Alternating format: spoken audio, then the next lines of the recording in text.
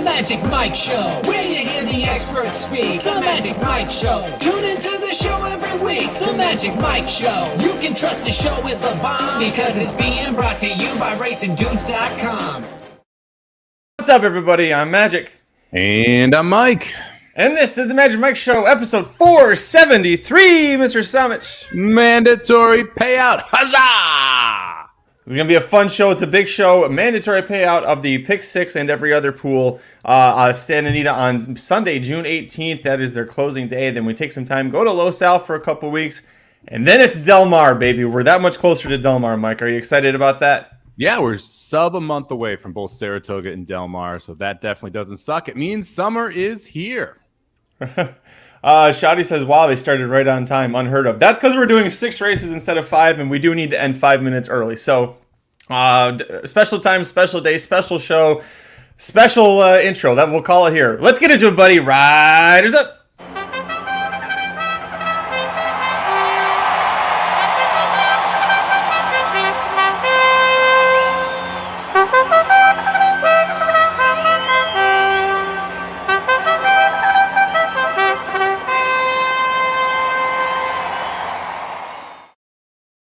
Today's show brought to you by the Chicago Cubs. It's already cashed one of our best bets from Dudes Who Bet Daily. Magic Mike Show, presented by Dudes Who Bet Daily, every Wednesday through Sunday at noon Eastern, 9 a.m. Pacific. Best bets from sports and horse racing worlds. And the team's been on fire largely playing baseball, not just myself, but Mike, Aaron, Papa Dude. So Cubs first 5, minus a half run. It got a little dicey, but we got the cash. We'll see if we can keep the winning ways going here, Mike. We talked about it. The Rainbow Pick 6 is a mandatory payout, a 20-cent base at Santa Anita on Sunday, June 18th. And the first leg of that Rainbow 6 is race number 7, 9 Calleward fillies and mares sprinting 6 furlongs on the turf. M1X allowance, optional 40K level. Where'd you go on top? We're going to disagree like crazy here. I almost used 4 horses, and none of them were the 4 that you used. I ended up using 3 with 1 overlap, so we'll see what happens. I'm going to go to the outside here, the 9 Hottitude on top. Interesting horse who did not run for a long time. Had a huge layoff there from April 10, 2022 to April 30th, 2023. Felt like Kristen Mulholland, who we talk about, Kristen Mulholland before we talked about here, likes to run horses into shape. I think this one's coming around into shape now. A nice race off the debut against the State Breds. Jumps into open company. Ran okay, but not great there. Lost to Princess Adelaide. Is a pretty good horse. I love the bullet work. 46-2, 1 of 41 last time out. I think Hottitude is ready to roll from the outside. I think the third off the layoff will be big. And note that Hernandez picks up the mount as well. Leading rider out there who decides to jump aboard this one. So I think it's all systems go for the 9 Hottitude, who you didn't use, did you? I did. So the last horse on, I actually was doing the math when we were about to get started. I was like, I can put one more horse in, so I'll have an $80 ticket. And I put it in there. And the big reason is because Juan Hernandez is the leading rider by leaps and bounds, and he should have this completely locked up by the time Sunday even rolls around. But the fact that he picked up the mount, I thought was a big indicator. I don't love the price being 3-1, but you understand why.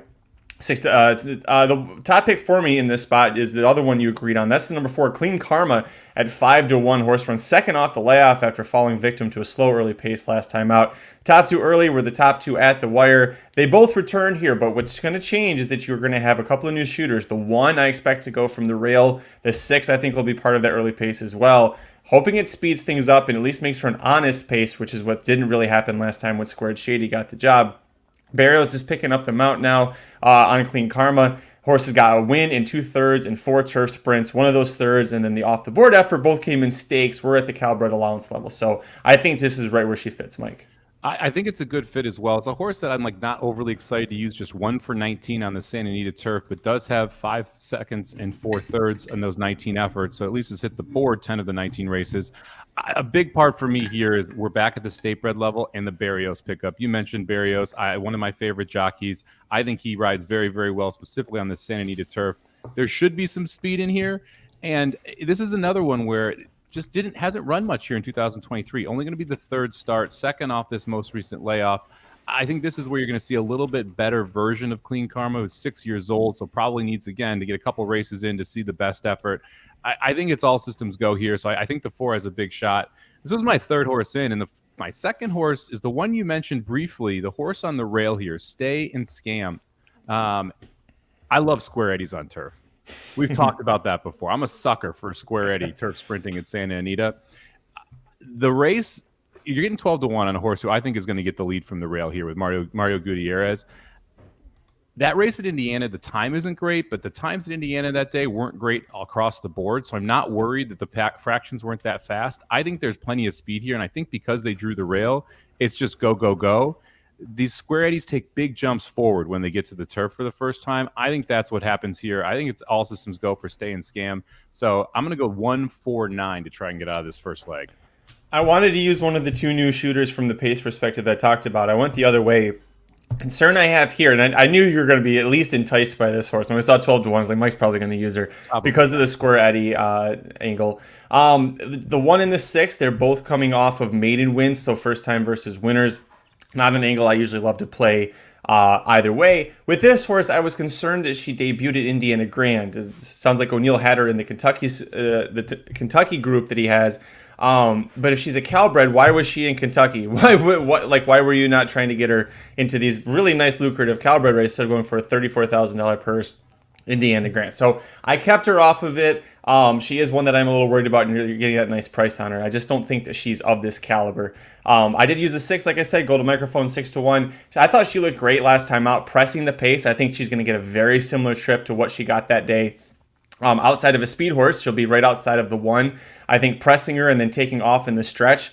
She had a really nice kick, and really nobody was gaining on her in that spot, Golden Microphone. So I like her. I also like a couple horses that she's faced that I'm going to reference in a race later on this card. So I realized when I kept going back to this race and going, oh, yeah, this horse was second to Golden Microphone. This horse was racing against Golden Microphone. I was like, I need to use freaking Golden Microphone because of the way I structured my ticket. Yeah, I mean, Jonathan Wong, phenomenal in California, phenomenal really all over the country at this point. He's been shipping out to Kentucky as well and doing well there. So one that I understand why you'd use. I decided not to, simply because of that jump up there from maiden special weight into the optional company here, and the fact that it was Callbreds back to Callbreds, and the fact that I'm not sure. There's some pretty good horses in here. Like the 4 Clean Karma, again, 1 for 19 over the turf, but has a bunch of races that kind of fit in this spot. Hatitude, a successful horse over this circuit as well. So I think it's going to be a little bit too big of a jump up for the 6, but I don't hate the use on it. The second time out on turf should definitely be a positive thing here for Golden Microphone as well. And you mentioned the Kentucky thing with the 1 horse, Stay and Scam. I actually saw that as a positive because this horse was at Keeneland with his group, right? And that tells me that he thinks the horse had a shot out there. And now we're shipping in here for Callbreds. I think they found that Indiana race, like, hey, what the heck? Let's just throw it in there and see what happens. And now here we are showing up against the state bred. So I almost see it as a positive with the way they treated the horse. And that's one of the main reasons why I took the 1, because I had the 1, the 5, and the 6 as kind of who am I going to put in here from a speed perspective. And that's one of the main reasons I landed on the 1. And what Mike's talking about, in case you don't have the PPs or you're not able to see it, before her debut win at Indiana Grand, she'd been working consistently at Keeneland. So that's where we're getting this info. Not just pulling it out of our asses there. Last horse for me that I use here is the number 2, Paleo's Princess. Another square eddy, but this one with plenty of experience. 8 starts, 2 wins, both sprinting on the turf here at Santa Anita. Now, the downside is both of those wins came while she was running for a tag. However, neither of those were against Callbreds. It was open company claimers, so I thought probably a little bit comparable with who she was facing versus what she's got going on here. I really like that Roman Vasquez is keeping the mount. He is 41% riding for the Baraccio barn. That's 7 for 17 in the last year. So I saw this as a big positive that he keeps the mount. The horse has been passed around to a few different trainers, but did have the win in the first start for the barn. Went up to the starter allowance company. Didn't find it very to her footing, but now she's going to be at the Callbred allowance. I think this will help her move forward. Yeah, the Callbred part should be the big positive here for Paleo's Princess, right? Gets to drop down against state bred company, and that's the water should be a little shallower, which we don't usually say here. And so hopefully that would help the 2 take a step forward. Well, actually, hopefully for you, hopefully not for me. Right. Yeah, exactly. Yeah. For anybody who's supporting, that's what you're hoping for. Let's move on. Second leg of the Santa Anita Rainbow 6 on Sunday, June 18th. Race 8 has 12 maiden males, 3 and up, sprinting 6 furlongs on the main track. I have 2 singles. One of them is in this spot, number 3, Elwood Blues, and I believe you agreed with me on this one. Yeah, I went back and forth whether or not I was going to single, go 2 deep, or go 3 deep here. I mean, Elwood Blues is going to get bet off the board. 3-1 is a pipe dream. If you have fixed odds, go ahead and lock that sucker in right now, because I don't think you're getting anywhere close to that when they break out of the gate. It debuted against Arabian Lion. pressed Arabian Lion, ended up losing to Arabian Lion, but was only 3 lengths off it. I thought that was a very, very good race, and I just couldn't get around Elwood Blues. I mean, it could the 10 Fifth Street, the other Baffert, well, one of the other 2 Bafferts in here, but the one with talent has a bullet 45-2 out of a gate on the page, a bullet 58-4 on the page. It's a $950,000 purchase. I'm hoping because it's quality road out of a street sense mare that this one wants longer, and that long term, this is a 2-turn horse, not a 1-turn horse, and that's really what ended up pushing me to single Elwood Blues in here. I do have a little interest in the 7 Johnny Drama, but I think the waters might be a little too deep in this spot. I love the 15-1 price. I think there's talent in this horse based on the works and kind of the pedigree, but it's probably one you want to watch. And if it runs well, is one you want to bet back next time because I don't think it's going to be quite the caliber of either the 3 or the 10. I agree with you on all those points. I did find the 7 interesting, and I think especially come Del Mar, if they skip Los Al with this horse, come Del Mar, watch out for Johnny Drama.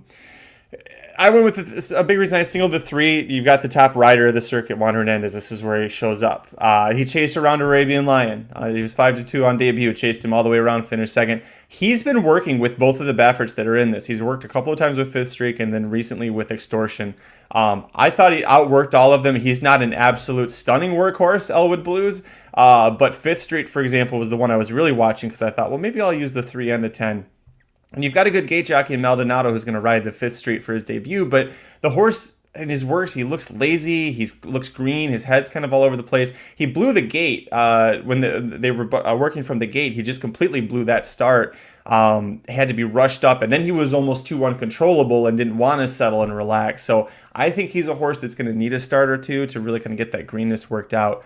But it is always dangerous when you've got 3 Bafferts in here and we're both singling the favorite, and it's like, well, this could really go sideways for us real fast. Yeah, definitely not the most comfortable feeling, especially since, like you said, this is going to be the favorite. I'm hoping this is not the most singled horse in the sequence. I'm hoping that there's a horse later that gets singled more that I'm going to take a little bit of a shot against.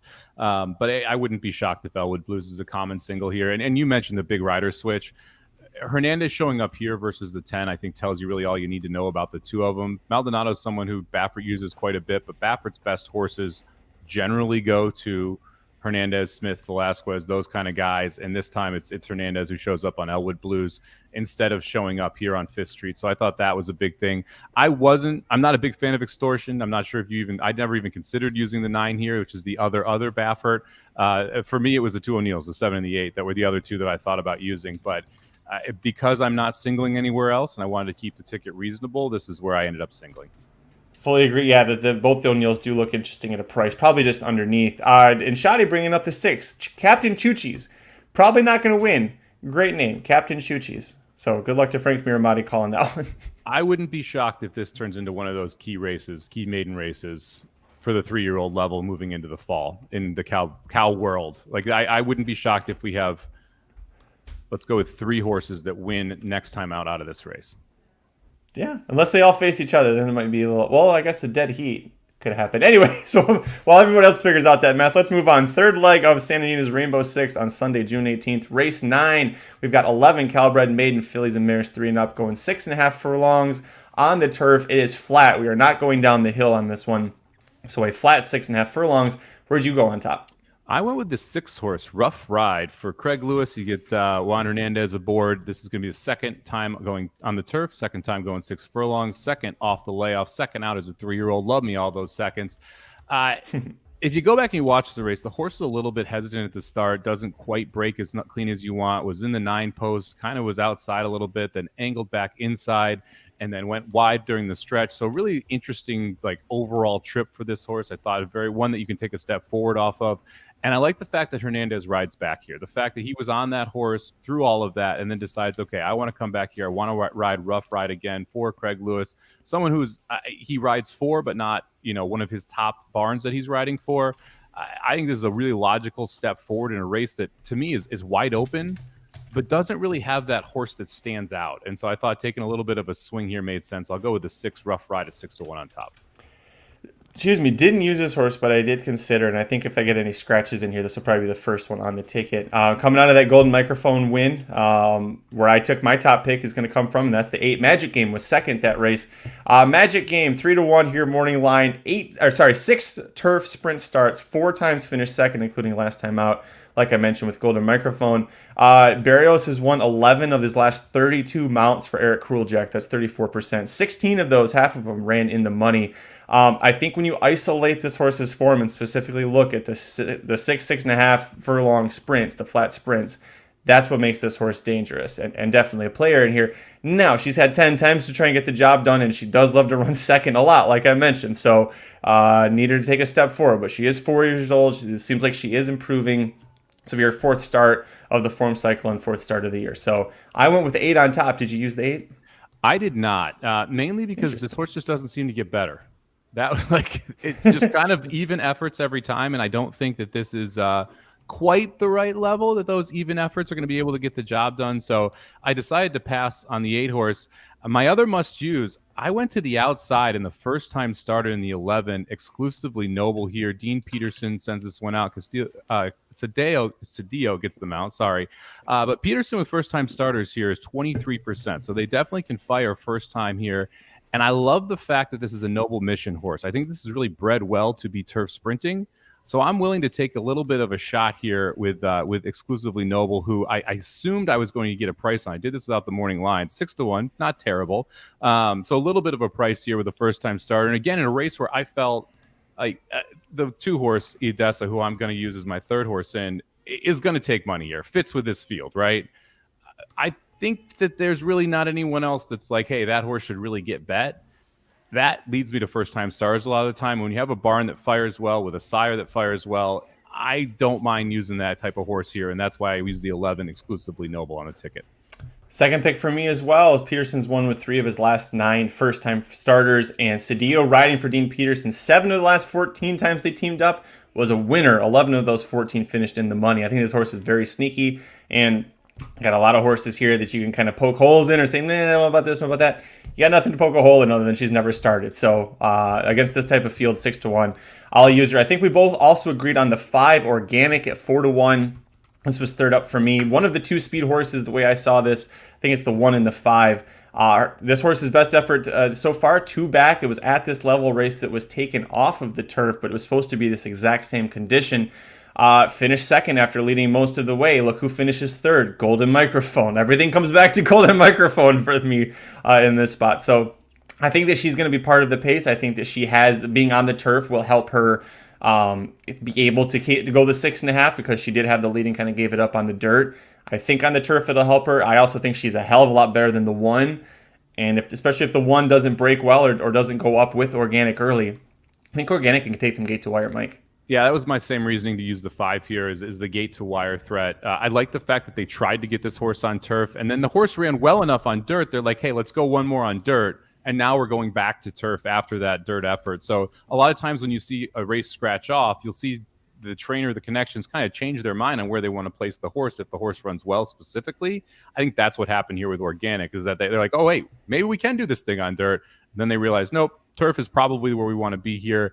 Going right back to the turf now. I agree, speed of the speed. And the fact that the other speed is in the 1 hole, and it's a horse that, I definitely have major question marks about.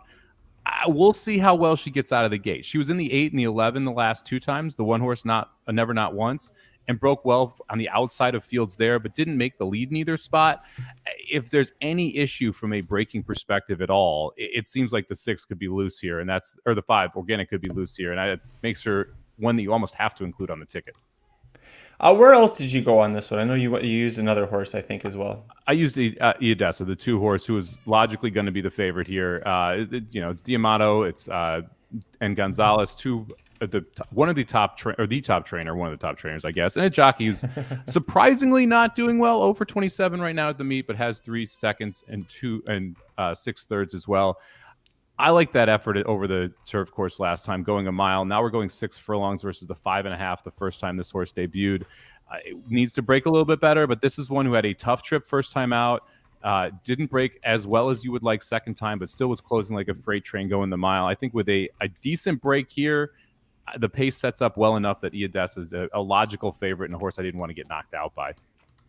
I ended up leaving her off. I was afraid that she'd get too over bet, and how do I say this nicely? I don't like this horse with the jockey it's got. I don't like Ricky Gonzalez riding for Phil D'Amato. Ricky Gonzalez, to me, his best best chance of winning is when you get him on a horse that's a front runner. He can usually try and get them to relax. He was good with that for a while with Kristen Mulhall. Phil D'Amato, this is not the kind of horse. This is a horse that likes to come from off. And I know at a mile looks pretty good, and we're cutting back here to 6.5 furlongs. I don't think this horse is going to be talented enough to get up there and get the win at what the price will be. I think she'll get over bet. The fact that Gonzalez is only 8% overall and 7% riding for his almost father-in-law, it's like, just can't quite do it for me. Yeah, no, I get it. I understand why you'd want to leave this one off especially if you're a little skeptical on the short price. For me, it's there was trip trouble both times as well, and so hopefully, again, the second time was more of a break issue. The first time was just a bad trip, so hopefully it's a little bit cleaner of a journey around that oval today, and that makes a big difference. Last one for me. I went price hunting on this one. I went with the number 9, Smooth as Silk, out of the damn Smooth at a Square Eddie mare.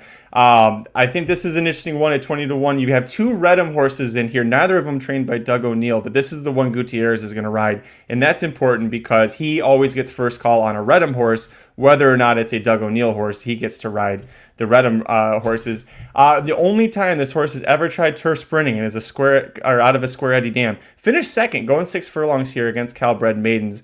The horse that won that, Loyal to a Fault, runaway leader. Like there was no chance anybody was catching that horse. So I'm not going to knock her for that one. I like the fact that we're now 20-1 after a bunch of failed route tries, but Gutierrez is going to ride. The breeding says that she should be super sneaky in this spot. Her damn Smooth It did win the Irish O'Brien Stakes, which is a sprint race back in her career. So got that going for her as well. And again, I like the price a lot in this spot. So I'm hoping that she can kind of take after her dam, get that big win, going 6.5 on the Santa Anita turf, though that was down the hill. It could be worse, right, as far as a long shot for me to put it on here? Yeah, I mean, face gold microphone, 2 backs. So what would you need, right? I wasn't going to bring it up because she was nowhere near, but yeah, she was in that race with golden microphone. Third off the layoff, not a bad thing here either. The horse improved first to second, so you're hoping another improvement here third off. I didn't use this one because I think you need to take a monster step forward, but at 20-1, I'm not going to try and talk you off it. See if she takes the big step forward. Let's move on. The 4th leg of the Rainbow Six, and we're doing a great job here. 4th leg of the Rainbow Six, Sunday, June 18th at Santa Anita Park. Race 10. We've got 10 males, 3 and up, plus 2 also eligibles, routing a mile on the dirt at the M1X optional 50K level. Funny enough, Mike, I don't know if you realize this, the top 2 finishers from a Del Mar 2-year-old maiden race in August of 2021, they're facing each other here. They're both still looking for that second career win. Where'd you go on top? Well, I'm going to use both of them. I went with the 3-horse Flying Drummer on top. This is who I think is going to be the most singled horse in the sequence. 5-2 on the morning line for Baffert. Hernandez picks up the mount. Horse looked very good last time, just ended up missing by a neck or a nose. It ran second there. First off, a long layoff. Flying Drummer had not been to the track since 2021. Prior to that effort, you mentioned Oviatt Class, the 2-year-old race at Del Mar, where they ran 1-2. I think Flying Drummer looks pretty good here, but I do think there is a abundance of early speed, and that was one of the main reasons why I did not single here. I considered going as far as 4 deep here. I ended up only going 3 deep here, but Flying Drummer the top pick. But I'm gonna try and beat him here because of the speed that's in this spot. I understand that, and of the 2, I also singled Flying Drummer, so I have 2 different Bafferts wearing number 3 that I'm singling, and this is the one I was a little more like, can I try and find somebody to fit in here? It's too much to like about it, though, for me. Hernandez, like you mentioned, the top rider, keeps the mount, just missed by a neck at the same level and setup last time out. That was his first start in 512 days, like you mentioned. First time facing winners, first time facing non-2-year-olds. Also things to consider there. The only time this horse has ever been worse than second, he was 5th in the American Pharoah as a maiden after finishing second to Oviatt Class in that maiden race that I'd referenced. So you forgive him for that, and I think it's very forgivable. I think this horse is very, very strong. If you were to try and beat him, I know that you went with the 9. One of the other horses I considered possibly, if you want to get a little wild, try and beat him with, The 5, Divine Armor, wasn't anywhere close to him last time out, but give me a case for why he could get the job done this time. Well, a couple reasons. First off, there's a lot more speed, so I think that they're going to see a Flying Drummer pressed a little bit more on the front end, and I think you're going to see Divine Armor a little bit further off it. I don't think they wanted to be as close to that 22-4 opening quarter as they were. It kind of limited the kick that you saw from Divine Armor when this horse was claimed from Ronis and Sadler.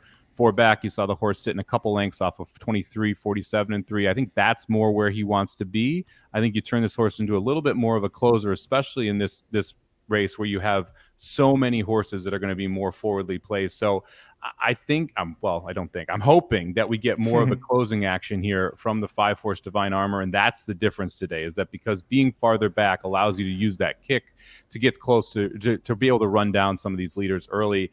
And when you look through this and you go, okay, who is actually going to close? There's only 2 logical answers, the 5 and the 9, who are the other 2 horses I'm using, and then the 6, but the 6 wants to sit pretty close. And I think is going to have an issue of just being a little too slow to sit the normal trip, but should get that closing trip because of it. So for me, it was really the 5, 6, and the 9. Who do I want to use? I ended up using the 5 and the 9 and leaving the 6 off. One other horse that I looked at that I thought was interesting, but not at the price, the 8 Mana to Wish is 4-1, which is a reason I'm not too excited about the horse. You have to go back all the way to, I got to remember what it was. It was May of 2022 when this horse last finished off the board. Ever since then, it's third, first, second, third, first, third, second, third. He's a very consistent horse. He can do it. He runs well at the 1-turn distance, 7 furlongs, 6 furlongs. He runs well at a mile. But he just runs well in a lot of spots. And I think when he steps up to this level, it's where it's a little tougher for him. And that's why at 4-1, I couldn't pull the trigger on. Did you consider the 8 at all? I didn't, because I don't see how the 8 wins the race. Right? I mean, if the 8's probably going to have to be a length to a length and a half off the lead. I don't see the 8 going gate to wire, which is how Mana to Wish is going to want to win. But Flying Drummer is faster and 100% going from that 3 post. So if you have the 3 going and the 8 can't get the lead, and we're going to a mile, which I don't believe is Mana to Wish's best distance. I think he wants the 1-turn, that 6 furlong trip, the 7 furlong trip. So there's too many things that in my mind are up against the 8 in this spot. The 3 would have to not break, or you have to be faster than the 3 to the first turn. And if the 3 doesn't break, okay, then fine, 4-1's fair. If you have to be faster than the 3, you're probably running a low 22 opening quarter. And if that's the case, I don't see how this horse holds on at a mile with some other horses that are coming from it. And that's the big problem with a lot of these. Like the 7, I know Michael brought that one up in the chat, Got Thunder. That's another one who I think wants to be forwardly placed again. And so you have 5 horses in this spot that I think want the lead. It's why I didn't single Flying Drummer. It's why I'm trying to take a shot with horses that are going to come from off it. Me from 2 years ago was going crazy looking at this because I was like, I remember Flying Drummer, I remember Oviatt Class. Got Thunder was in against a bunch of horses that he never could seem. I didn't realize he'd actually broken his maiden. He just would always finish second, third behind a bunch of horses. So, I think he needs to be a gate to wire horse, and this is not the spot to do it. If they'd scratch him and save him for Los Al, that might be the better route for him. I think that's a better setup for him, the way that track plays. Let's move on, Mike. The penultimate leg of Santa Anita's Rainbow Six on Sunday, June 18th. Race 11, we've got 9 3-year-old fillies sprinting 6 furlongs on the turf, N1X, optional $100K level. If anybody's got $100,000 to spend on a racehorse, come on down to Santa Anita on Sunday, June 18th. You can get the 1 Long May She Reign or the 3, anybody's choice, though. I feel like maybe if you could offer them about half that much, they'd still let you take the horse. Where'd you go on top? If you look at the claim a horse, No Wasabi for me is in for, I think it's 35 or 25, one of the two in 2 days. I wouldn't mind a trainer switch there for No Wasabi for me if anyone out there with 25, 35,000 wants to go ahead and claim that horse at Gulfstream. Anyway, I almost singled the 7 Spicy Bug. This is almost where I decided to single to get the other Baffert in the maiden race. But I decided I wanted to spread a little bit here. But that last race from Spicy Bug I thought was very, very important, or very, very impressive. It was second off a layoff, second time turf sprinting. And the horse took a massive jump forward. You saw the tactical speed that you saw before, but with the closing kick. And, man, it was a nice closing kick to be able to get up and get the job done. Ends up winning by open lengths there, about a length and a quarter. Or length and a half, I'm sorry. Michael McCarthy, good in these spots, especially when horses take a step forward. DeSormo stays aboard. There's pace in here.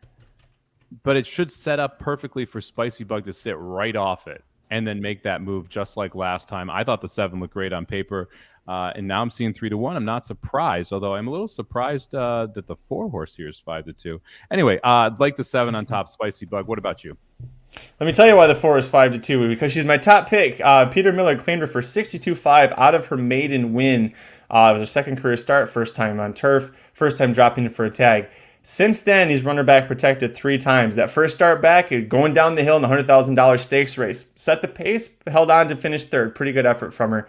Ran second at this level last time out after setting the pace and just not being able to hold on. The difference here, we're bumping up to Juan Hernandez. After Respoli rode in the first start, Al Segura got back in the saddle last time out, wasn't able to get the job done with that bug boy allowance.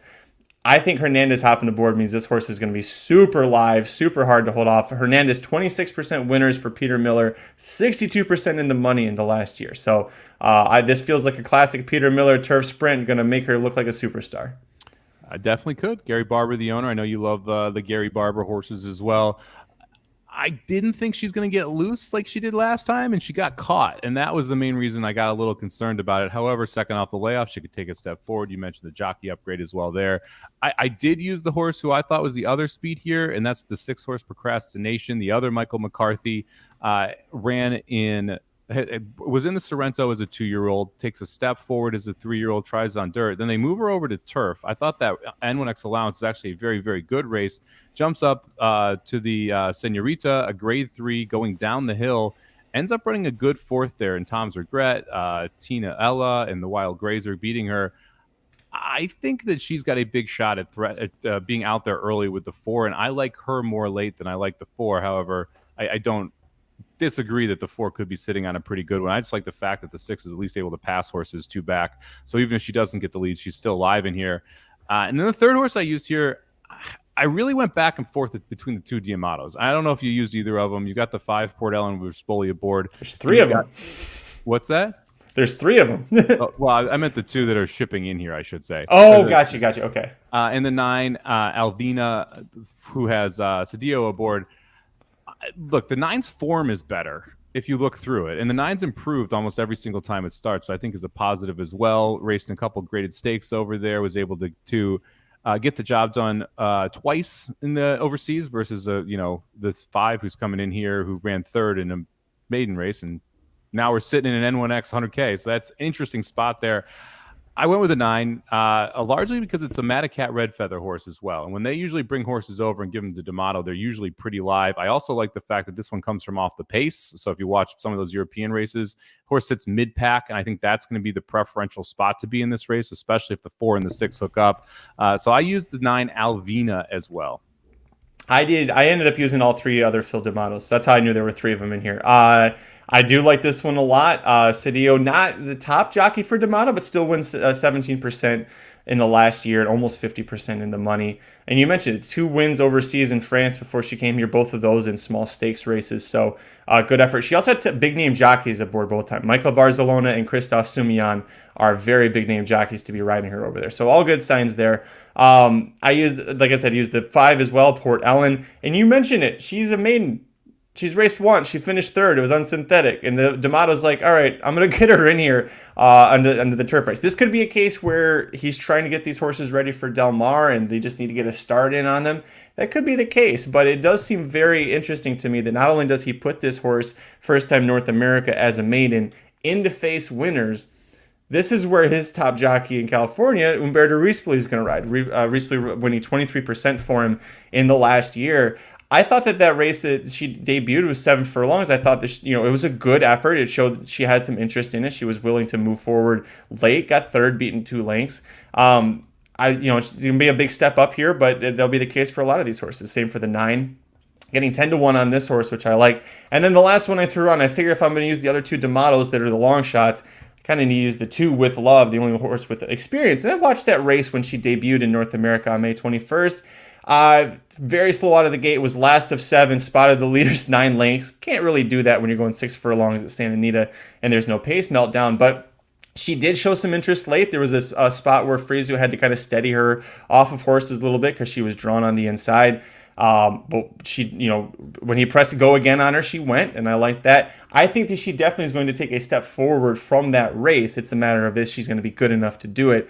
5-1's a little dicey on that, especially when I've got a jock in Frisu who isn't D'Amato's first or second call rider. But I think this horse has talent, and I think she definitely will improve off of that effort. And like I said, the fact that she has the experience made me like her too. Yeah, obviously, second time in North America is a huge plus for a lot of horses just because they're not used to the pace over here. It was Frizu that kept me off this horse. I mean, it just only 2 mounts for D'Amato. Fair. I mean, and so for why are we using him again here if you think that the 5 or the 9 are if you don't think the 5 and the 9 are live, right?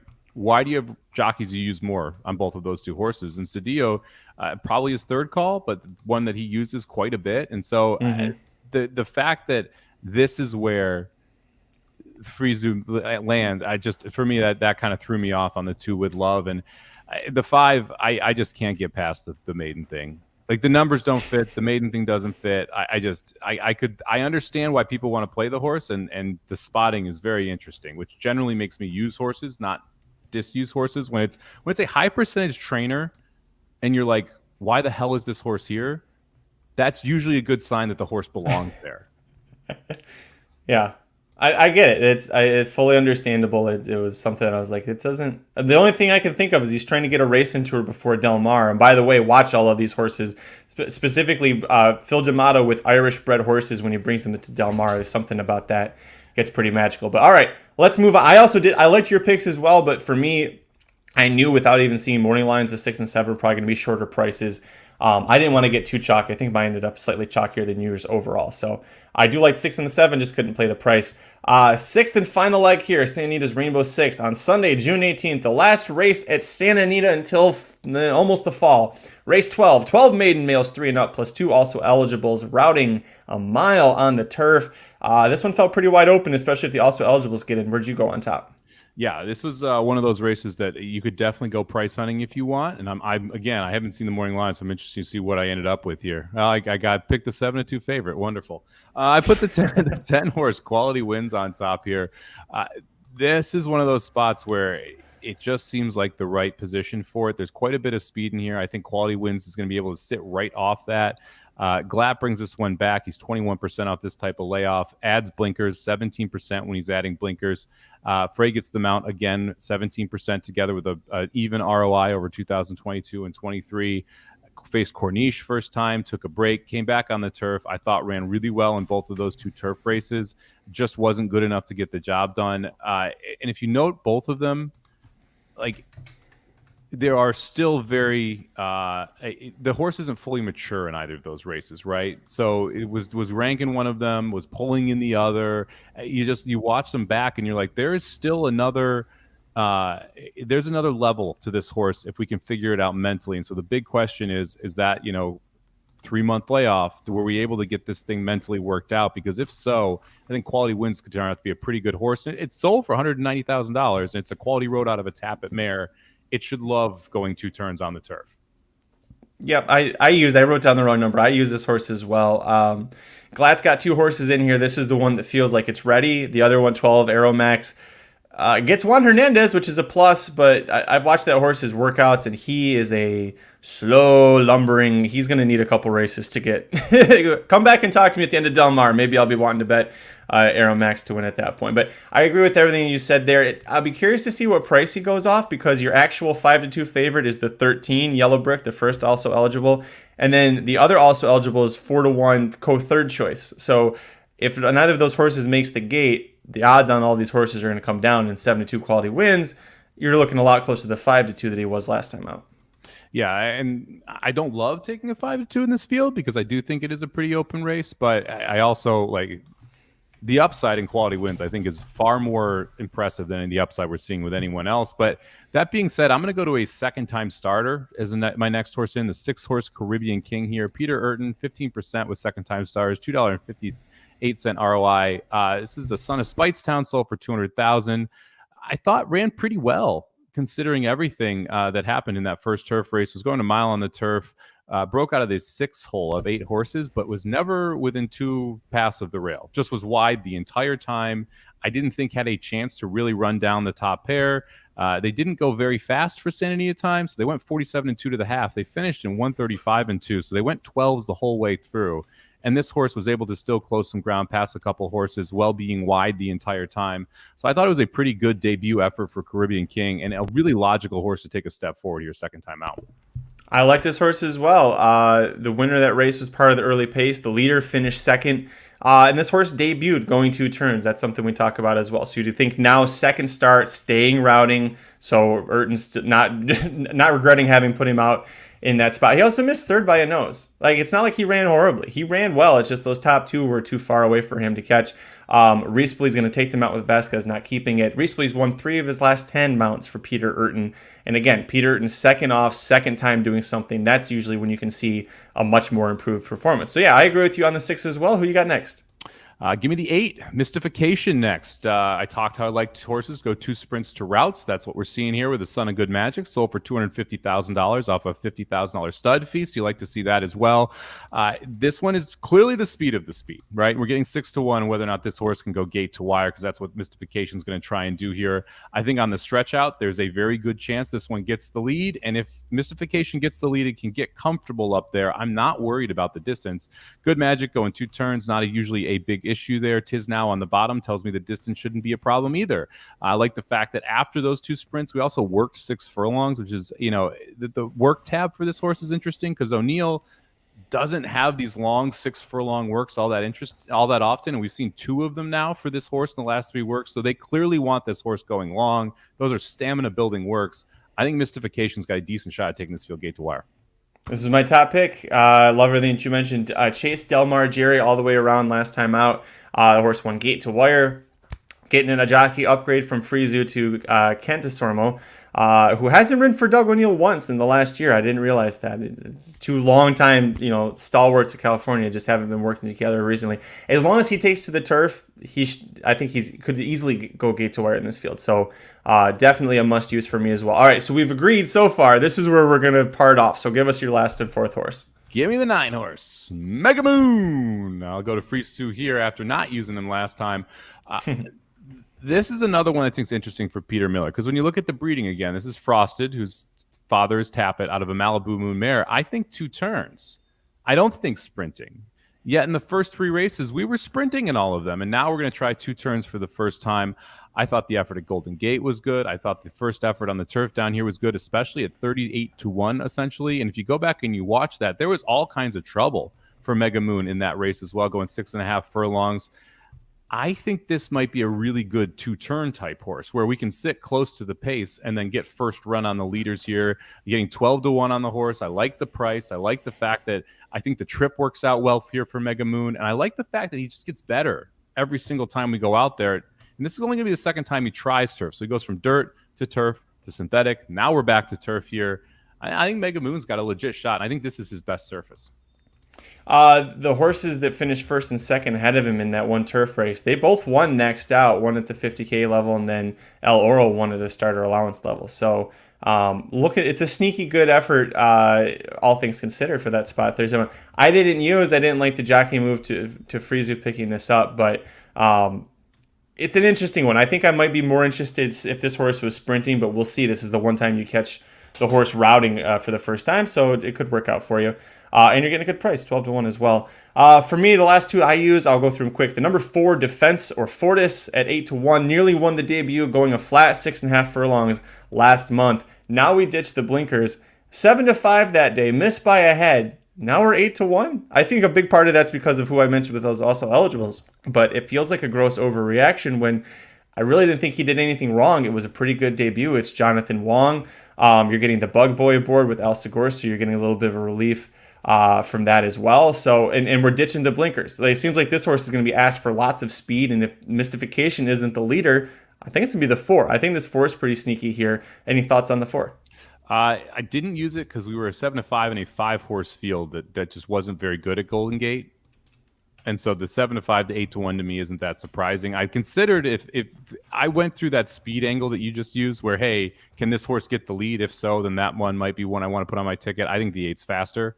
And again, the 5-horse field at Golden Gate I think can be a little misleading. That was a Santa Anita. Don't discount us. Oh, we sorry. were Santa Anita for that one. Santa Anita. Fine. Golden Gate does much better than 5-horse fields. Don't disparage Golden Gate. Yeah, sorry about that. I do like the fact is the Air Force Blue. I do like Air Force Blue sprinting. On the turf. On the turf, yeah. Last one for me, number 5, Hula Candy at 4-1. I think this horse really need to get that debut out of the way. It's a John Sheriff's horse. They usually don't pop first time out. Plus, the horse had to break from the rail in the field of 9, so not ideal for this horse. Waited until 5 years old, by the way. This is a 5-year-old making a second career start. But I like that Joe Bravo's keeping the mount. Joe Bravo is a very strong turf rider. He's 1 for 10 riding for Sheriffs in the last year, but 5 for 10 finishing in the money, which I think is big. He's getting the horses to finish well, just they aren't always winning. The horse is bred to handle 2 turns, and so we went from a 6 furlong sprint to now we go to a mile. Twirling Candy out of a pulpit mare. I think this is what this horse is meant to do. You should expect to see an improvement here, stretching out, and the 4-1 that makes me nervous. I don't love the 4-1 on this spot, but I do think that this horse is definitely set up to make an improvement off of that debut effort, and I like the stretching out. This is going to get bet down too. This is a trip horse for a lot of people. When you go back and you watch that race, didn't break well, was flying late, got blocked early. Like I wouldn't be shocked if Hula Candy's your favorite here. Oh, geez. Yeah, that never works out well if this is good. If it's a trip horse and everybody's seeing the same thing, then that's why it's 4-1. It is because the trip and then people love, and I don't generally like this angle, but people love the horse didn't break, going short, it's stretching out angle. That's like one of the most overbet things when it's the first race, a maiden doesn't break well, and then they run up late and miss by like a couple lengths, and everyone sees them flying late. And then they stretch out. That horse just seems to get bet every single time. And I don't think it's as effective an angle as a lot of people do. It's especially dangerous to bet that when it's 2-year-olds. When they blow the brake on their first start, they're going to get hammered like hell. That second one, watch out for them. So, yeah, that's what I learned from you, actually. Yep. All right, that's going to do it for this episode of the Magic Mike Show. Thanks for joining Mike and I to go through closing day, Sunday, June 18th, the mandatory Rainbow Six payout. Remember, it's a 20-cent base, roughly $195,000 carried over into the Friday pool. And as long as nobody hits it Friday or Saturday, should have a pretty healthy pool on Sunday. So let us know in the comment section if you're going to be playing and what your tickets are. We'll go ahead and give out our tickets one last time for the audio listeners. Video watchers, take a look down below. I'm going to go 2, 4, 6, 8, 9. Single to 3, 5, 8, 9, 11, single to 3 again, 2, 4, 5, 9, and then 4, 5, 6, 8, 10. That's $80, Mr. Somich. Give me the 149 with 3, with 2, 5, 6, 11, with 3, 5, 9, with 6, 7, 9, with 6, 8, 9, 10. That'll cost you $86.40 for 20 cents. Remember, this is for Sunday, June 18th. This is why we're doing it today on June 16th. And happy Father's Day to everybody. Happy Father's Day to you. If you're going to be playing this weekend, either Father's Day Sunday or on Saturday, we've got you covered with previews. Monomoy Girl Stakes at Ellis Park. You've got Wet Paint versus Hoosier Philly in that race. Goodnight Olive going to try and bounce back in the Bed of Roses. The Pegasus Stakes has got Kings Barnes, the local prep for the Haskell, and debuting soon at youtube.com/racing dudes. Mike Somich previewing the Monmouth Stakes at where else? Monmouth Park on the turf. So you can check that one out. They'll be up here probably in the next half hour or so. So we'll get that loaded for you. Any final thoughts before we get out of here, Mike? It's gonna be a fun little weekend here. I'm excited that Sandy. I'm excited to see. I'm sad that Santa Anita is closing, but I'm excited to see it close too because it means we're rolling into it. Fun cards all over the place. The Monmouth card on Saturday is very good. The Belmont cards over the weekend are looking good. Hopefully the weather holds off there. Got some rain today, but the turf course still listed as firm here as they're walking into the gate for the 8th race. And then make sure you check out Dudes Bet Daily. We're having a lot of fun on that show as well. Baseball's doing well. Like Magic said, 1-0 already. His best bet got home there, plus 125. So good start to the day there as well. So hopefully we can keep that rolling too, man. Yeah, it's been fun. Check us out. It'd be a lot of fun. Rodney asks, we'll be doing previews on Royal Ascot. Possibly. The problem for Mike and I is that the problem is that Mike and I are the ones that are the most passionate about it. Yep. But it's also starting at 6:30 in the morning for Mike and I. So it's like, we got to try and balance things out. We might have some stuff come out on the channel. So stay tuned for that. Make sure you subscribe. You can find out what we're doing with that. But yeah, like I said, enjoy your Father's Day weekend, everybody. Have some fun betting the horses. We'll be back on Monday, June 19th to talk about everything, and I'll probably have a fun little show planned for you on that day as well. But until then, I'm Magic. And I'm Mike. Good luck this weekend. The Magic Mike Show, where you hear the experts speak. The Magic Mike Show. Tune into the show every week. The Magic Mike Show. You can trust the show is the bomb because it's being brought to you by RacingDudes.com.